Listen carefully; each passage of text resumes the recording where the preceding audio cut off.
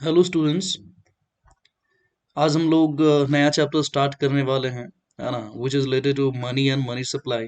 Okay, तो आज इस पूरे वीडियो में will discuss about the money and money supply. Okay, सबसे पहले ये देखेंगे कि what topics we are going to cover in this video. इस वीडियो में हम कौन कौन सा टॉपिक कवर करने वाले हैं। So we are going to discuss the definition of money, the definition of money supply, measurement of money supply, narrow and broad measure, and the concept of liquidity.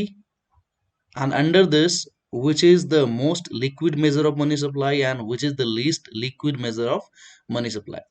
ये सारे topics will do today. Okay, so let's start now.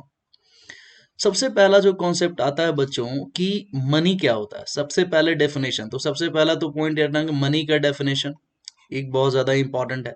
तो money का कोई particular definition नहीं होता है, या आप बोल सकते हो बहुत सारे डेफिनेशन हो सकते हैं, ठीक है, बट सिंपली हमें समझना है which is there in the book, जो हमें बुक में दिया हुआ है, और एक सिंपल सा definition that we can write in the exam also. Okay, तो मनी क्या होता है। देखो, जब हम पैसे की बात करते हैं, आज तो अगर बोला जाए पैसा क्या है, तो आप फट से बोलोगे नोट्स हैं, क्वाइंस है, ये जो पिक्चर्स में देख रहे हो ये सब क्या मनी है ना। ये तो सबको ले मैन भी बता देगा, ठीक है। बट सबसे पहले अगर टेक्निकली पूछे, है ना, कि what is money, how will you right the definition, तो सिंपली इसमें देखना है money is anything which is commonly accepted. यानी यहाँ पे मैं लिख देता हूँ, जैसे एग्जाम्पल में देखो मनी क्या है, तो मनी इज एनीथिंग, कोई भी चीज हो जिसे एक्सेप्ट किया जाता हो, है ना, कोई भी जिसे एक्सेप्ट किया जाता हो, किस फॉर्म में, मीडियम ऑफ एक्सचेंज के फॉर्म में। यानी एक्सचेंज करने के लिए एक्सेप्ट किया जाए। एक्सचेंज करना मतलब आपको पता ही है, टू बाई, टू सेल, खरीदना बेचना, हाँ नहीं, go to the market, market में कोई भी एक्सचेंज करना होता है। If you want to sell something, if you want to buy something, है ना, तो एक्सचेंज आप किसके थ्रू कर सकते हो, मनी के थ्रू कर सकते हो, है ना।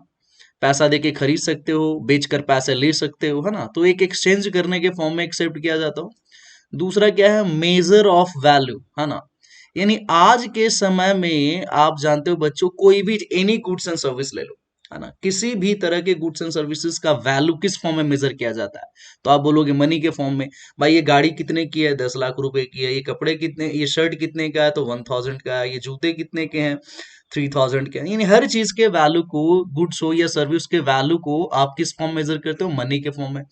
स्टोर ऑफ वैल्यू, हमारे पास जो भी पैसे होते हैं, जो भी हमारे पास वैल्यू होता है ना, उसको हम किस फॉर्म में सेव करते हैं। आज आपके पास पैसे हैं भाई, आप उसको इजीली क्या कर सकते हो, बैंक में सेव कर सकते हो, है ना। तो किसी भी तरह के वैल्यू को, वेल्थ को आज मनी के फॉर्म में स्टोर करना बहुत ही इजी हो गया है। मीन्स ऑफ, यानी यहाँ पे स्टोर की हम बात करते हैं, ठीक है, वैल्यू को स्टोर करने की बात करते हैं। मीन्स ऑफ स्टैंड, देखो स्टैंडर्ड ऑफ डेफर्ड, जब भी हम डेफर्ड पेमेंट की बात करते हैं बच्चों, जब भी हम डेफर्ड पेमेंट की बात करते हैं, ठीक है, तो आप किसकी बात करते हो, डेफर्ड पेमेंट में फ्यूचर पेमेंट की बात करते हो। जैसे आप लेंडिंग की बात करते हो, है ना, उधार देना, या बोरोइंग की बात करते हो, उधार लेना। ये लेंडिंग और बोरोइंग जो है, ये किसकी बात करता है, कहीं ना कहीं इसका पेमेंट फ्यूचर से रिलेटेड होता है। हम उधार देते हैं तो फ्यूचर में हम वापस लेते हैं, हम किसी से बोरो करते हैं तो फ्यूचर में हम वापस देते हैं। तो that is all about deferred payment. आपने कहीं से कोई चीज उधार में खरीद लिया कि अभी मुझे दे दो सामान और मैं आपको पेमेंट 1 महीने बाद दूंगा, तो ये सब क्या है, डेफर्ड पेमेंट है। तो डेफर्ड पेमेंट करना भी क्या हो गया बच्चों, ईजी हो गया, किसकी वजह से, मनी की वजह से। तो सिंपल सा डेफिनेशन याद रखना कि what is money, money is anything which is commonly accepted as medium of exchange, measure of value, store of value and the standard of deferred payment. एक सिंपल सा डेफिनेशन हो गया। दूसरा डेफिनेशन अगर देखें तो क्या हो सकता है, it is like anything, it is anything like currency, notes. Currency में कौन कौन सी चीजें आती है, नोट्स आ गया, आपको नोट्स दिख रहे हैं पिक्चर में, है ना, नोट्स हो गया, क्वाइंस हो गया, चेक्स हो गया। अब बोलोगे सर कि चेक्स करेंसी में आता है कि नहीं, या देखो चेक्स एक फिड्यूसरी मनी टाइप का होता है। चेक्स हर कोई एक्सेप्ट नहीं करता है, चेक्स वहीं पे एक्सेप्ट होता है जहां पे आपको ट्रस्ट होता है, ठीक है। तो इस तरह का कोई भी चीज हो सकता है ना, या तो करेंसी नोट्स हो सकते हैं, या कॉइन्स हो सकते हैं, या चेक्स हो सकते हैं, विच आर यूज्ड टू, है ना, जिसको हम यूज कर सकते हैं अपने बिजनेस ट्रांजैक्शंस को कंडक्ट करने के लिए, या किसी भी तरह का बिजनेस क्लेम है, लेन देन है, उसको पूरा करने के लिए, ठीक है। तो ऐसा नहीं है कि सिर्फ नोट्स और कॉइन्स ही करेंसी हो सकते हैं, करेंसी के फॉर्म में आप किसी भी चीज को यूज कर सकते हो, अगर उसके कारण या उसको यूज करके आप बिजनेस ट्रांजैक्शन कर पा रहे हो, आप बिजनेस क्लेम्स को सेटल कर पा रहे हो, या और भी अदर फंक्शंस इकोनॉमिक ट्रांजैक्शंस आप कर पा रहे हो, तो वो सारी चीजें मनी हो सकती है। तो ये सिंपल सा डेफिनेशन था बच्चों, आई होप आपको समझ में आ गया होगा। ठीक है, just a minute, I hope आपको समझ में आ गया होगा। तो आप इसमें ये दो डेफिनेशन है ना, कि कोई भी money is anything which is commonly accepted as medium of exchange, measure of value, store of value, means of standard of deferred payment. और दूसरा है it is anything like currency notes, coins, cheques which are used for conducting the business transactions and settlement of business claims. Example में आपको दिखाई दिया मैंने। Okay, अब देखो यहाँ पे एक पॉइंट याद रखना है बच्चों, that money can be any commodity chosen bye a common consent. ऐसा नहीं है कि हम जब भी मनी की बात करते हैं तो हम करेंसी नोट्स ही होना चाहिए, कॉइन्स भी होना चाहिए, कुछ भी हो सकता है। अगर हम किसी पर्टिकुलर एरिया में जाए, किसी पर्टिकुलर कंट्री में जाए, वहां के सभी लोगों का कॉमन कंसेंट हो कि हम मनी के फॉर्म में हम किस चीज को यूज करना चाहते हैं, तो आप वहां पे यूज कर सकते हैं गुड्स एंड सर्विसेज को एक्सचेंज करने के लिए। जैसे मैं कुछ एग्जांपल्स दे रहा हूँ, एक टी ब्रिक्स हुआ करता था, China, Mongolia, Tibet and central Asia में इसका यूज होता था 19th सेंचुरी से 1935 तक, है ना। ये टी लीव्स का बना होता था, चाय पत्ती का बना होता था। ठीक है, और इससे गले में खरांश वगैरह को या खांसी वगैरह को दूर करते थे, इससे मतलब कुछ प्रॉब्लम्स को दूर करते थे। तो इसको है ना as a medium of exchange वहां पे बच्चों यूज किया जाने लगा था उस पर्टिकुलर टाइम पीरियड में। ठीक है, एक शायर सिल्वर करके कार्ड हुआ करता था, इसमें सिल्वर और गोल्ड के कुछ कंटेंट हुआ करते थे। इसको भी 2007 से लेके अभी तक न्यू हैम्सफायर यूएसए में यूज किया जाता है एज अ करेंसी। एक स्टोन हुआ करता है आइलैंड ऑफ याफ माइक्रोनेशिया में, और इस माइक्रोनेशिया में 500 एडी से प्रेजेंट आज भी वहां पे इस स्टोन को मनी के फॉर्म में यूज किया जाता है। एक नोडियल हुआ करता था जर्मनी में 1922 से 1923 तक, इमरजेंसी मनी के फॉर्म में वहां पे यूज किया गया। तो इस तरीके से कोई भी ऐसी अदर थिंग्स भी हो सकती है जिसको किसी पर्टिकुलर टाइम पीरियड के लिए या इमरजेंसी सिचुएशंस को हैंडल करने के लिए या कॉमन कंसेंट के द्वारा एज मनी यूज किया जा सकता है बच्चों। ओके, अब हम लोग देखते हैं very very important concept which is the concept of money supply. देखो बच्चों, एग्जाम में सबसे पहले तो याद रखना कि इसका डेफिनेशन एक नंबर का आता है, what do you mean by money supply. ये बहुत बार क्वेश्चन पूछा जाता है, तो सबसे पहले डेफिनेशन समझ लेते हैं। देखो, it refers to the money supply क्या होता है, इसको बहुत ही ध्यान से देखना है बच्चों के। It refers to the total volume of money, total quantity of money in circulation. देखो ये पॉइंट बहुत ही ज्यादा जरूरी है, इन सर्कुलेशन। और यहां पे ये भी पॉइंट बहुत ज्यादा जरूरी है, eight a particular point of time, है ना। तो याद रखना मनी सप्लाई का मतलब क्या हो गया, मनी इन सर्कुलेशन, सिंपल सा लॉजिक हो गया। मनी सप्लाई का मतलब क्या है, मनी इन सर्कुलेशन। सर्कुलेशन का मतलब क्या हुआ, आपको पता ही है कि कंट्री में वो मनी जो सर्कुलेट हो रहा है, जिसे यूज किया जा रहा है, जिसे ट्रांजैक्शंस किए जा रहे हैं, वो क्या है, मनी इन सर्कुलेशन। जिसे खरीदने बेचने के लिए जो मार्केट में आ चुकी है उसको यूज किया जा रहा है ना, गुड्स एंड सर्विसेज के लिए। तो मनी सप्लाई का सिंपली मतलब है कि money in circulation. Money supply refers to that quantity of money which is there in circulation in the economy and it is measured at a particular point of time. देखो ये जो word है ना, particular point of time, ये stock और flow वाले concept में आपने पढ़ा था, पर्टिकुलर पॉइंट ऑफ टाइम, है ना। ये बहुत पर्टिकुलर पॉइंट ऑफ टाइम का मतलब क्या हुआ, जैसे अगर मैं बोल दूं कि इस वक्त, अभी इस वक्त इंडिया में कितना मनी है ना, यानी अगर आज आज का डेट, जैसे मान के चलो आज का कोई भी डेट उठा लिया, मान के चलो 29 अप्रैल 2021, अभी एक डेट हो गया। मैं अभी अभी हम लोग अगर हम सोचे कि आज के दिन में, आज के इस पर्टिकुलर डेट पे 29 अप्रैल को इंडिया में कितना मनी सप्लाई, तो एक पर्टिकुलर पॉइंट ऑफ टाइम हो गया ये। अभी अगर मान के चलो अभी 11 AM हो रहा है, तो अगर मैं पूछता हूँ 29 अप्रैल को 11 AM इस वक्त इंडिया में कितना मनी सप्लाई है ना, तो ये क्या होगा, एक पर्टिकुलर पॉइंट ऑफ टाइम। ऐसा नहीं पूछा जा रहा है कि एक महीने में इंडिया में मनी सप्लाई कितना था या एक साल में, वो पीरियड ऑफ टाइम हो जाता है।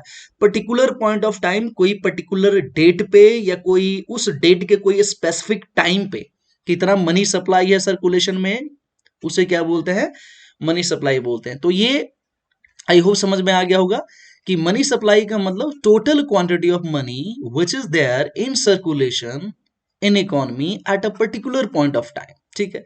और ये पर्टिकुलर पॉइंट ऑफ टाइम पे मेजर किया जाता है, इसीलिए क्या, it is a stock concept, इसी को हम बोलते हैं stock of money. It is the stock of money held by public at a specific point on a specific day. ये तो मैंने बता ही दिया। स्पेसिफिक पॉइंट का मतलब है जैसे 11 AM, स्पेसिफिक डे मतलब 29 अप्रैल, है ना। तो ये पॉइंट आपको याद रखना है, it is the stock of money held by public. देखो बच्चों, अब यहाँ पे जो एक कॉन्सेप्ट आपको बताना बहुत जरूरी है, यहाँ पे याद रखना हेल्ड बाय पब्लिक, यानी जो पैसा पब्लिक के पास, जो मनी पब्लिक के पास होती है वही क्या होती है बच्चों, उसी को क्या माना जाता है, सर्कुलेशन में। यानी जो पैसा पब्लिक के पास है, हमारे पास, आपके पास, बिजनेस फर्म्स के पास, वही पैसा तो मार्केट में यूज हो रही है, हम ही लोग तो यूज कर रहे हैं मार्केट में, है ना। तो इसीलिए वो टोटल स्टॉक ऑफ मनी का मतलब इंडिया में या किसी पर्टिकुलर कंट्री में total stock of money, total पैसा which is held by public and which is there in circulation at a specific point of time on a specific day is called money supply। Example के लिए देखो, मैं यहाँ पे example ले लिया हूँ बच्चों, समझाने के लिए मैंने इंडिया का मैप लिया। ये मान के चलो हमारा कंट्री है इंडिया, ठीक है। अब ये पूरे कंट्री में, ये जो पूरा कंट्री है, जो मैप है, जो पूरा इंडिया है, इस पूरे इंडिया में कितना स्टॉक ऑफ मनी है, यानी कितने पैसे हैं लोगों के पास, जनता के पास, पब्लिक के पास, टोटल स्टॉक ऑफ मनी कितना है। अब यहां पे देखो किसके पास बोला जा रहा है, पब्लिक। पब्लिक की हम बात करते हैं तो दो चीजों की, ये पैसा पब्लिक के पास कितना है, जैसे पब्लिक में इंडिविजुअल के पास, लोग हमारे आपके जैसे लोगों के पास, और पब्लिक में बिजनेस फर्म्स एटसेट्रा भी आते हैं। बिजनेस फर्म्स हो गया, या कोई आप जैसे कंपनी बोलते हो, कंपनी हो गया, तो ये पब्लिक में आते हैं। तो इंडिविजुअल्स हो या बिजनेस फर्म्स हो, है ना, इन दोनों को मिलाकर पब्लिक बनता है। तो पब्लिक के पास कितना पैसा, यानी एक कंट्री है इंडिया, इंडिया में जो लोग हैं पब्लिक है, यानी इंडिविजुअल्स या बिजनेस फर्म्स या कंपनी एटसेट्रा, तो इन दोनों के पास, पब्लिक के पास कितना स्टॉक ऑफ मनी है एक कंट्री में eight a particular point of time is called money supply, ठीक है। तो मनी सप्लाई का कॉन्सेप्ट आपको समझ में आ गया होगा बच्चों, ठीक है, कि मनी सप्लाई का सिंपली मतलब है क्या होना चाहिए, इन सर्कुलेशन होना चाहिए। मनी सप्लाई का मतलब हो गया एक स्टॉक ऑफ मनी, टोटल कितना पैसा है जो पब्लिक के पास है, जो कंट्री में सर्कुलेशन में है, जिसको हम एक specific point on a specific day measure करते हैं, ठीक है। तो ये मनी सप्लाई, तो मनी सप्लाई का सिंपली मतलब अभी इस वक्त आपके कंट्री में टोटल मनी लोगों के पास, पब्लिक के पास, यानी इंडिविजुअल्स और बिजनेस फर्म्स के पास, कंपनीज के पास, पब्लिक के पास कितना पैसा है, that is called money supply. तो सिंपल सा एक डेफिनेशन हो गया।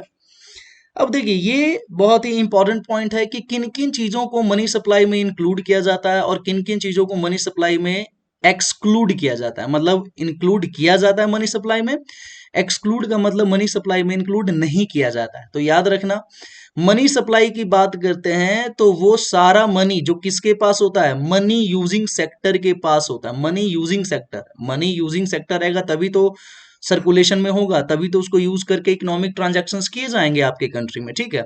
तो मनी यूजिंग सेक्टर के पास जो पैसा होता है उसको हम मनी सप्लाई में इंक्लूड करते हैं। अब मनी यूजिंग सेक्टर में कौन आता है, तो मनी यूजिंग सेक्टर में पब्लिक आता है। पब्लिक में कौन कौन से लोग होते हैं, तो पब्लिक में हमारे आपके जैसे जो प्राइवेट इंडिविजुअल्स वगैरह हो गए वो, या पब्लिक में आ गया जो बिजनेस हाउसेस हो गए, बिजनेस फर्म्स हो गए या बिजनेस ऑर्गेनाइजेशंस हो गए, ठीक है। इनको आप, इन दोनों को, इंडिविजुअल्स को, बिजनेस फर्म, कंपनीज को हम किस में लेते हैं बच्चों, पब्लिक में लेते हैं। तो याद रखना है कि इंडिविजुअल्स के पास या बिजनेस फर्म्स, यानी टोटल पब्लिक के पास जो पैसा होता है उसको आप मनी सप्लाई में इंक्लूड करते हो, ठीक है। अब किसको हम इंक्लूड नहीं करते हैं, ये भी पॉइंट है, एक नंबर का क्वेश्चन आ सकता है इसमें कि किनके पास जो मनी होता है उसको मनी सप्लाई में इंक्लूड नहीं करते हैं। तो याद रखना, जो मनी प्रोड्यूसिंग सेक्टर्स होते हैं, है ना, जो मनी को प्रोड्यूस करते हैं, प्रोड्यूस करने में उनका कंट्रीब्यूशन होता है। तो मनी प्रोड्यूसिंग सेक्टर के पास जो मनी होता है उनको हम इंक्लूड नहीं करते हैं मनी सप्लाई में। अब ये मनी प्रोड्यूसिंग सेक्टर में कौन कौन से आते हैं? पहला गवर्नमेंट, यानी all that money which is held by the government, government के पास जो पैसा होगा वो मनी सप्लाई में इंक्लूड नहीं होगा। All that money that is held by commercial bank as reserves, यहां पे एक पॉइंट याद रखना है, एज रिजर्व्स, है ना। कॉमर्शियल बैंक के पास तो हमारा पैसा भी होता है ना, तो वो पैसा तो होता है मनी सर्कुलेशन का पार्ट, ठीक है, वो मनी सप्लाई का पार्ट होता है, बट एज रिजर्व्स, यानी कुछ पैसा होता है कॉमर्शियल बैंक के पास जो वो अपने पास हमेशा मेंटेन करके रखती है, जिसको वो मार्केट में यूज नहीं कर सकती है, लोगों को लोन नहीं दे सकती है। तो जो रिजर्व्स के फॉर्म में जो कॉमर्शियल बैंक के पास पैसा होता है उसको भी मनी सप्लाई में इंक्लूड नहीं किया जाता है, क्योंकि वो सर्कुलेशन का पार्ट नहीं बनता है। Central bank, money with the central bank, अब हमारे इंडिया का सेंट्रल बैंक कौन है? तो RBI, reserve bank of India. तो रिजर्व बैंक ऑफ इंडिया के पास भी एज रिजर्व्स जो भी पैसे होते हैं, है ना, इनके पास कॉमर्शियल बैंक का पैसा जमा होता है एज रिजर्व्स, है ना, सीआरआर के फॉर्म में, कैश रिजर्व रेशियो, जो आगे के चैप्टर्स में मैं पढ़ाऊंगा। तो सेंट्रल बैंक के पास जो एज रिजर्व्स पैसा जमा होता है, या जो जब वो मनी प्रिंट करता है आरबीआई, तो अपने पास जो पैसा रखा होता है वो मनी सप्लाई का पार्ट नहीं होता है, क्योंकि वो सर्कुलेशन में नहीं आता, वो अभी रखा हुआ है ना। Money producer sector RBI produce कर रही है उस मनी को, तो अभी उसके पास है, लेकिन बाद में जब वो पैसा मार्केट में, वो आरबीआई पैसे गवर्नमेंट को देगी या कॉमर्शियल बैंक को देगी, फिर वो मार्केट, तब वो मनी सप्लाई का पार्ट बन जाएगा। बट जब सेंट्रल बैंक के पास एज रिजर्व जो मनी रखा होता है वो मनी सप्लाई का पार्ट नहीं होता। तो याद रखना है, गवर्नमेंट के पास जो पैसा हो, कॉमर्शियल बैंक के पास जो एज रिजर्व पैसा हो, सेंट्रल बैंक के पास जो एज रिजर्व पैसा हो, इसको क्या कहते हैं? मनी सप्लाई में इंक्लूड नहीं करते हैं, क्योंकि ये सर्कुलेशन का पार्ट नहीं होता है। बट पब्लिक के पास जो पैसा होता है, पब्लिक के पास जो मनी होती है, वो सर्कुलेशन में होती है, इसलिए वो मनी सप्लाई में इंक्लूड होता है।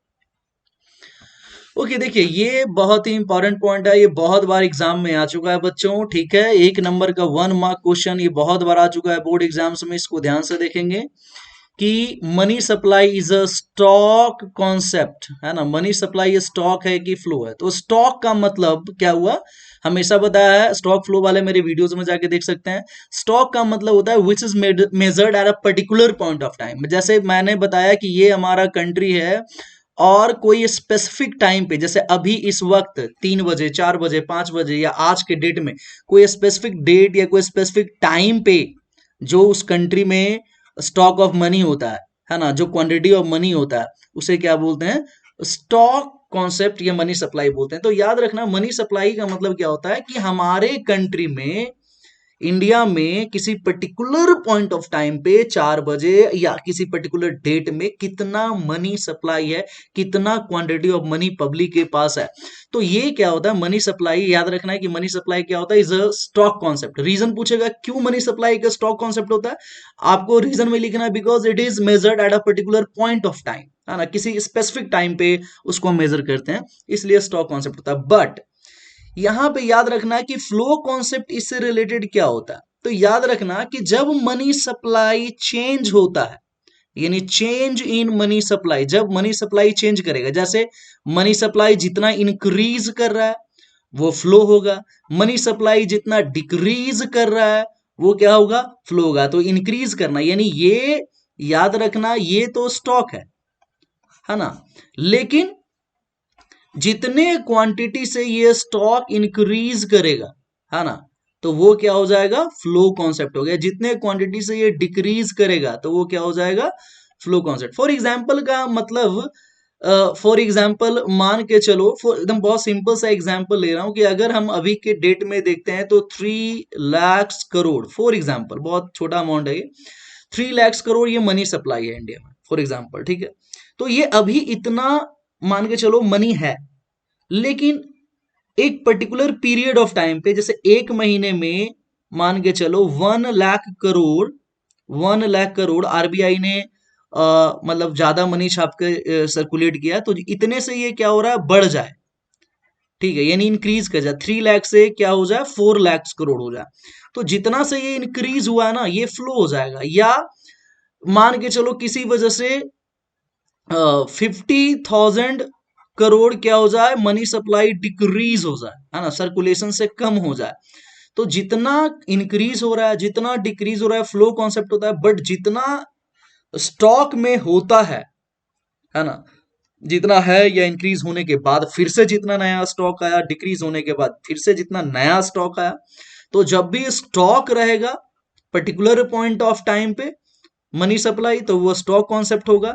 लेकिन अगर ये इंक्रीज करता है या डिक्रीज करता है तो ये क्या होता है बच्चों, ये फ्लो कॉन्सेप्ट होता है। तो ये याद रखना है कि मनी सप्लाई स्टॉक कॉन्सेप्ट होता है, बट मनी सप्लाई के अंदर चेंज की बात करते हैं, इंक्रीज इन मनी सप्लाई हो, डिक्रीज इन मनी सप्लाई हो, वो पीरियड ऑफ टाइम में मेजर किया जाता है, इसलिए क्या होता है, वो फ्लो कॉन्सेप्ट होता है।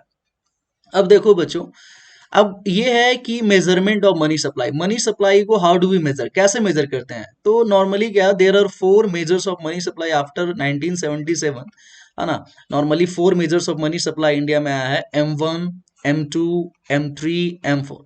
तो इसमें आपको एक पॉइंट याद रखना है कि जो M1 और M2 मेजर है, अब इसका मैं पूरा फॉर्मूला वगैरह बताऊंगा। M1 और M2 जो मेजर है ना, उसको हम narrow major of money supply बोलते हैं, और जो M3 और M4 जो है उसे हम broad measure of money supply बोलते हैं, ठीक है। ओके, अब एक एक करके हम लोग पढ़ते हैं बच्चों कि what do we include in M1 में कौन कौन से, मतलब इसके कौन कौन से कंपोनेंट होते हैं। देखो देखो बच्चों, जब भी हम M1 की बात करते हैं तो इसमें 3 चीजें होती है। एक तो सी का मतलब क्या होता है, सी मतलब करेंसी। करेंसी में 2 चीजें आती है, आपको पता ही है, पेपर नोट्स, जो नोट्स के फॉर्म में हमारे पास जो पैसे होते हैं, और क्वाइंस के फॉर्म में held by the public. Public की बात करते हैं तो आपको मैंने पहले ही बता दिया, पब्लिक की बात करेंगे तो किसकी बात करेंगे, इंडिविजुअल्स की बात करेंगे, या बिजनेस फर्म्स या हाउसेस कंपनीज फर्म, इसकी बात करेंगे, ठीक है।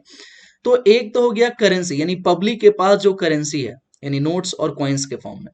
फिर दूसरा देखो बच्चों, डिमांड डिपॉजिट्स। ये बहुत ज्यादा, इसके ऊपर भी 1 नंबर का क्वेश्चन आता है कि what do mean by demand deposit. तो डिमांड डिपॉजिट में हम क्या लेते हैं, net demand deposits of the banks which can be withdrawn any time by the account holder. यानी हम सब जो पैसा, हमारे पास 10,000 हुए, मैं अपने जाके बैंक में जमा करा दिया, किस फॉर्म में, अपने सेविंग अकाउंट में या करेंट अकाउंट में, ठीक है। तो पब्लिक जो बैंकों में पैसा जमा कराती है, जिसको वो जरूरत पड़ने पे कभी भी निकाल सकती है ना, the deposit of the public with the commercial bank that the public can withdraw any time on need. जरूरत पड़ने पे कभी भी निकाल सकती है। इसको मैं आगे बताता हूँ डिमांड डिपॉजिट क्या होता है। तो नेट, यहाँ पे वर्ड याद रखना, नेट। तो net demand deposit of the banks which can be withdrawn any time on account holder, ये हो गया डीडी। ओडी का मतलब होता है बच्चों अदर डिपॉजिट्स, यानी other deposits with the central bank. Central bank हमारे इंडिया में कौन है, आरबीआई। देखो मैंने अभी क्या बताया था बच्चों कि आरबीआई के पास जो एज रिजर्व पैसा होता है, देखो यहाँ पे अभी मैं बता देता हूं, अभी मैंने क्या बताया था कि आरबीआई यानी सेंट्रल बैंक के पास जो रिजर्व पैसा होता है उसको तो मनी सप्लाई में इंक्लूड नहीं करते हैं, बट यहाँ पे क्या है कि कुछ डिपॉजिट्स ऐसे होते हैं आरबीआई के पास जिनको आप मनी सप्लाई में लेते हो, जिसे हम बोलते हैं अदर डिपॉजिट्स विद आरबीआई। जैसे क्या हो गया, the deposits of public financial institutions like IDB, industrial development bank of India, small industrial development bank of India, national housing bank, या national bank for agriculture and rural development, है ना, ICICI हो गया, HDFC हो गया, है ना, HDFC bank नहीं बोल रहा हूँ, HDFC, ICICI बैंक नहीं बोल रहा हूँ, ICICI।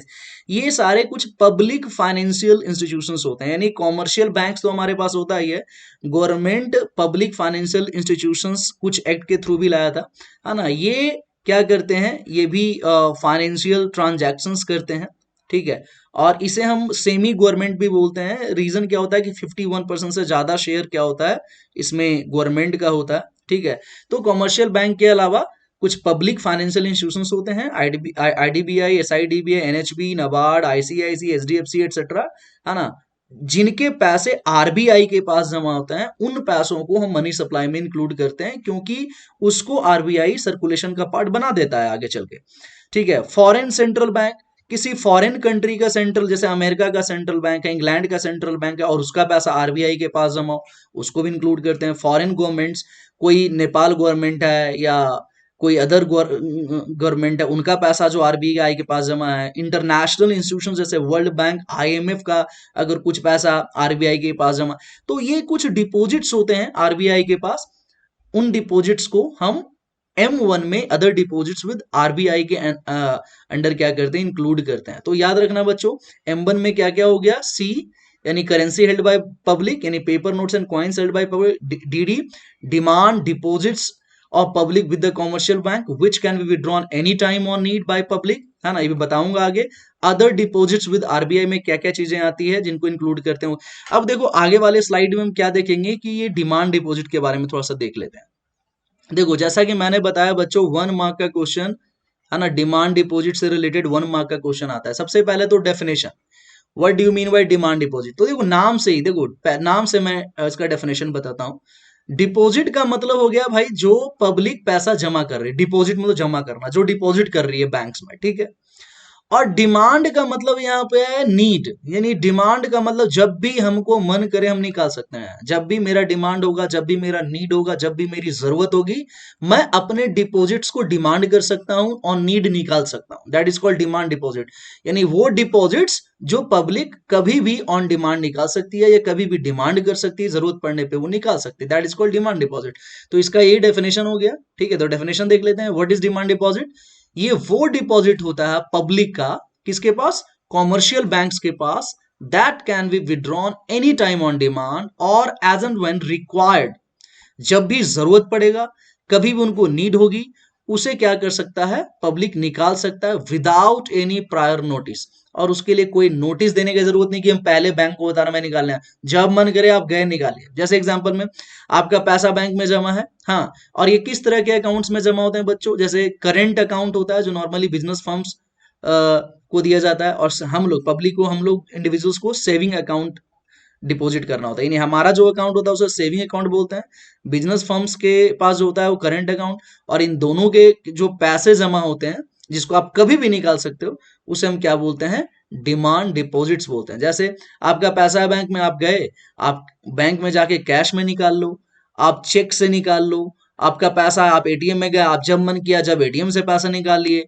आजकल आप देख रहे हो गूगल पे, फोन पे, इलेक्ट्रॉनिकली बैंक ट्रांसफर ऐप से आपको जब मेरा मन करेगा, जिसको मेरा मन करेगा मैं उसको ट्रांसफर कर दूंगा, अपने पैसे को यूज करके मैं कुछ भी खरीद सकता हूँ।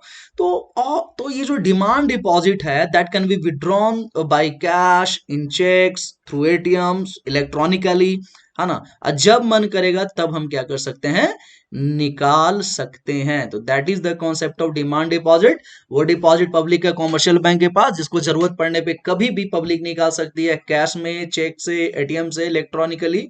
That is called demand deposit.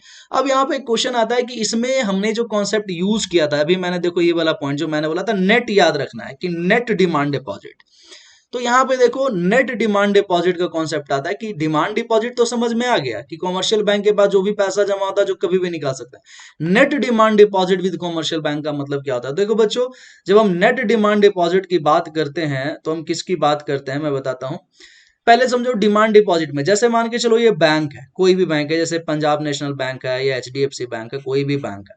तो इस बैंक में तो पहले पब्लिक जमा करा रही डिमांड डिपॉजिट, जैसे कि इंडिविजुअल हो गया, है ना, कमर्शियल बैंक में हमारा अकाउंट होता है या किसी कंपनी का अकाउंट, करंट अकाउंट है, तो एक तो पब्लिक, यानी पब्लिक एक जमा करा रही है किसके पास, बैंक में पैसा। मान के चलो फॉर एग्जाम्पल 50,000 रुपीज या करोड़ जो भी है, ठीक है, ये पब्लिक ने जमा कराया बैंक में, तो ये भी एक डिमांड डिपॉजिट हो गया। देखो ये भी एक डिमांड डिपॉजिट हो गया।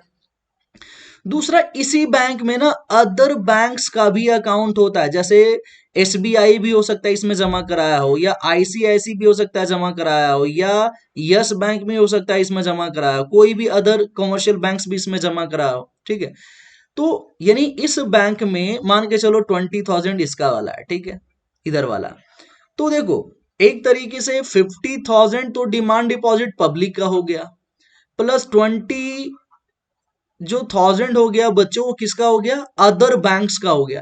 यानी टोटल डिमांड डिपॉजिट इसके पास कितना जमा हो गया बच्चों, 70,000। तो ये हो गया gross demand deposit, gross demand deposit हो गया, यानी टोटल डिपॉजिट, है ना, यानी पब्लिक का भी और अदर बैंक्स दोनों का मिलाकर जो हो गया वो ग्रॉस डिमांड डिपॉजिट हो गया। तो इसका डेफिनेशन देख लो, it is the total demand deposits with commercial bank including inter banking deposits, है ना।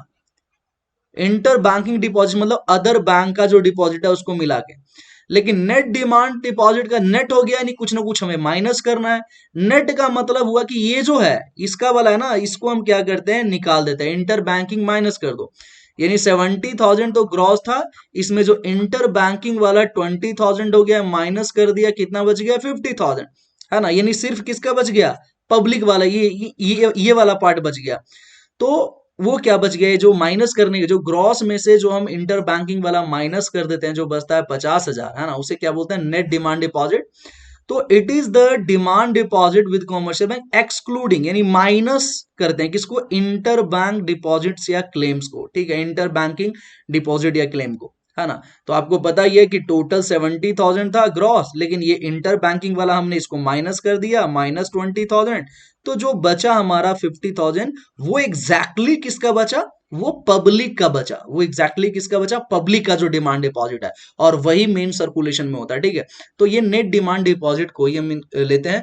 तो आपको समझ में आ गया होगा कि डिमांड डिपॉजिट तो होता है, बट इसमें हम नेट डिमांड डिपॉजिट ही लेते हैं, ग्रॉस डिमांड डिपॉजिट नहीं लेते हैं। ऐसा क्यों करते हैं वो मैंने आपको बता दिया।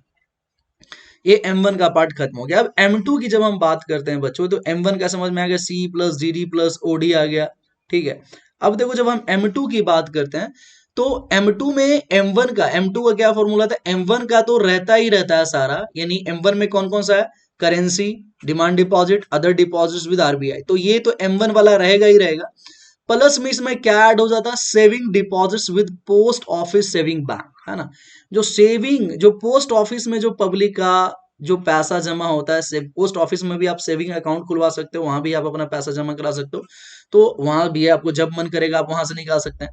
तो जो पब्लिक का जो पोस्ट ऑफिस में जो पैसा जमा होता है, जब उस डिमांड डिपॉजिट, उस सेविंग डिपॉजिट को भी जब ऐड कर लेते हैं किसमें, M1 में, तो वो क्या बन जाता है, M2 बन जाता है। तो इसका डेफिनेशन बहुत ईजी है, M1 यानी पहले वाला CDD OD, और उसमें सिर्फ deposits of public with saving bank add कर देंगे, तो उस ऐड करने के बाद क्या आ जाएगा, M2 आ जाएगा। अब आते हैं M3 में बच्चों। M3 क्या होता है, इट इज अ ब्रॉड, देखो M1 और M2, ये पॉइंट याद रखना, मैं बताया, M1 वाला और M2 वाला, इसको हम नैरो मेजर बोलते थे,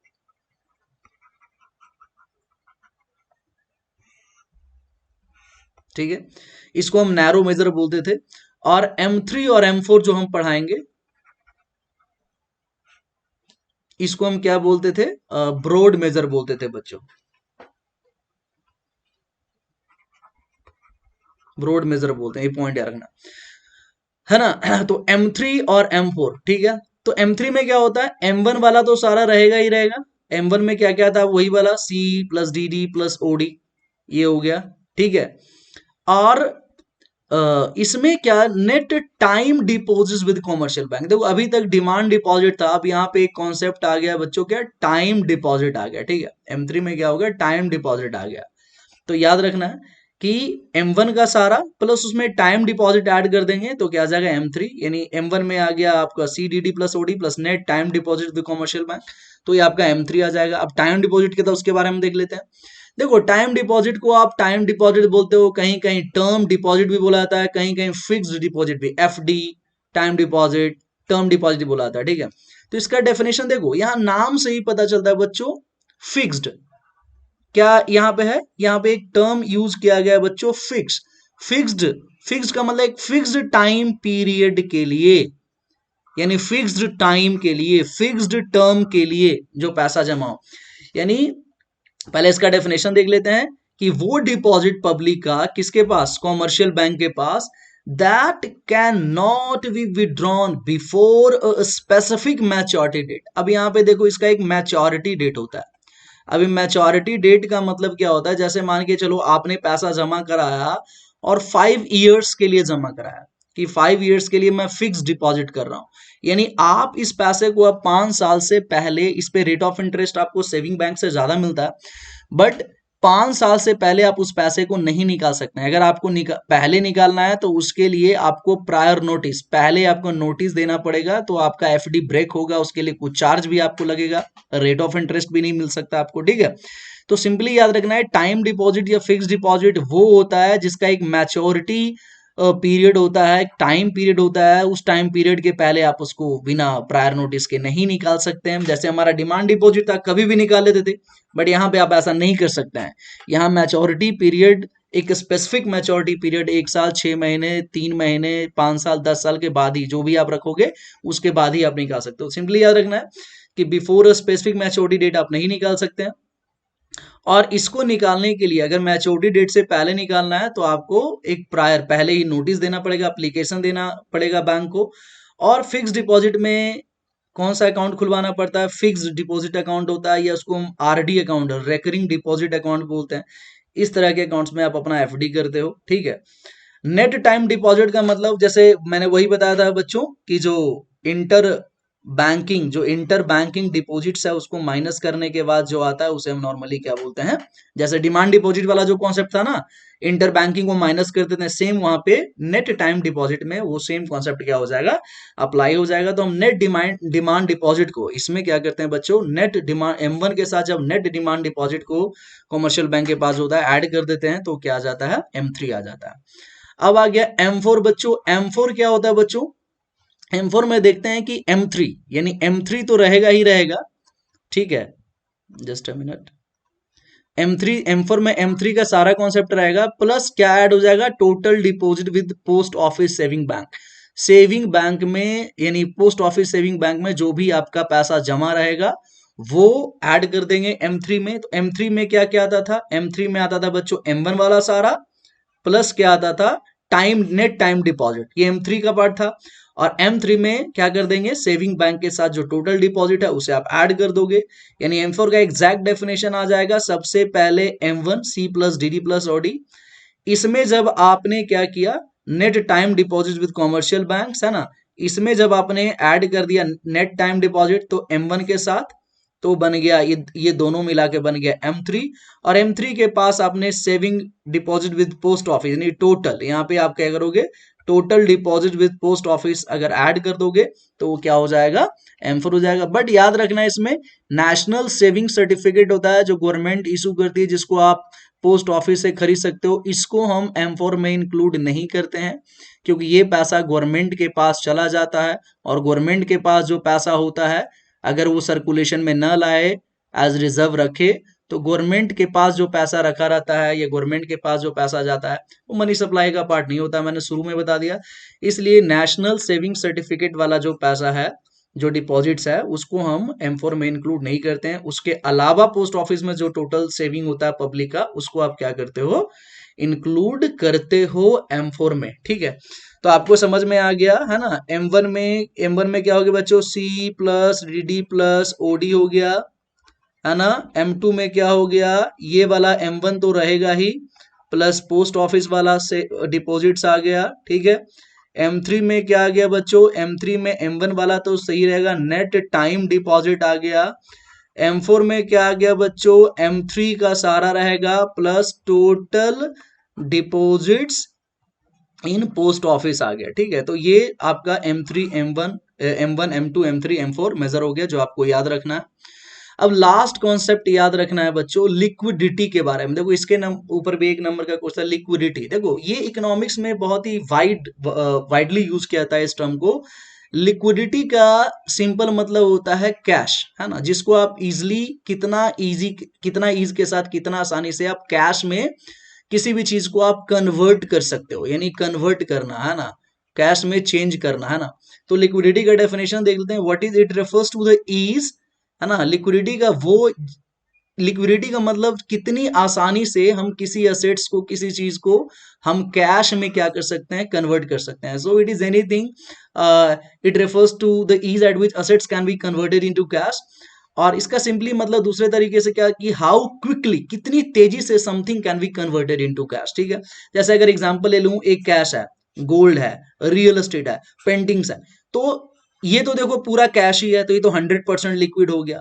गोल्ड को आप ज्यादा आसानी से, गोल्ड और रियल एस्टेट मतलब घर वगैरह, हाउस वगैरह, बिल्डिंग वगैरह की बात करें तो गोल्ड को आसानी से मार्केट में बेच सकते हैं। रियल एस्टेट में हमें भाई बायर सेलर से सब ढूंढना पड़ता है, इसमें टाइम लगता है। पेंटिंग आपने बहुत अच्छा बनाया लेकिन पेंटिंग कौन खरीदेगा, है ना। तो इसके अंदर भी लिक्विडिटी हो सकती है, बहुत कम लिक्विड होगा, पेंटिंग को बेच कर पैसा लेना, है ना। तो कहने का मतलब ये है कि आप देख सकते हो कैश सबसे ज्यादा लिक्विड है, उसके बाद गोल्ड लिक्विड है, उसके बाद रियल एस्टेट लिक्विड है, उसके बाद पेंटिंग लिक्विड। तो कितना आसानी से आप चीजों को बेचकर आप कैश में कन्वर्ट कर सकते हैं। तो जितना ज्यादा आसानी से कर सकते हैं उसके अंदर लिक्विडिटी उतनी ही ज्यादा होगी। ठीक है, तो याद रखना है बच्चों, एम यहाँ M4 होगा। ठीक है, ये जो M1 है, it is the most liquid. M1 को, यानी जिसमें D D C plus D D plus O D है ना, यानी M1 को सबसे ज्यादा लिक्विड बोला गया है कि it can be easily converted into gas. और जो M4 वाला जो पार्ट है, it is the least liquid as it can not be easily converted into gas. M1 को सबसे ज्यादा लिक्विड और M4 को सबसे कम लिक्विड बोला गया है बच्चों। ठीक है, तो इस तरीके से लिक्विडिटी का भी कॉन्सेप्ट हमारा खत्म हो गया। तो बच्चों जितना पॉइंट्स मैंने लिया था वो सारा मैंने समझा दिया। अगर इसके बाद भी अगर आपको कोई डाउट है तो वो मुझसे पूछें, मैं उसको पूरी कोशिश करूंगा कि मैं क्लियर करूं। आप कमेंट सेक्शन में लिख सकते हैं, कमेंट में जाके लिख सकते हैं, मैं उसको रिप्लाई करूंगा, पॉजिटिवली रिएक्ट करूंगा। ठीक है, तो इसी के साथ बच्चों आज का वीडियो समाप्त होता है। If you love this video, please like this video and share this video among your friends, and don't forget to subscribe this channel and pressing the bell icon. Okay, so thank you for watching this video. Thank you very much.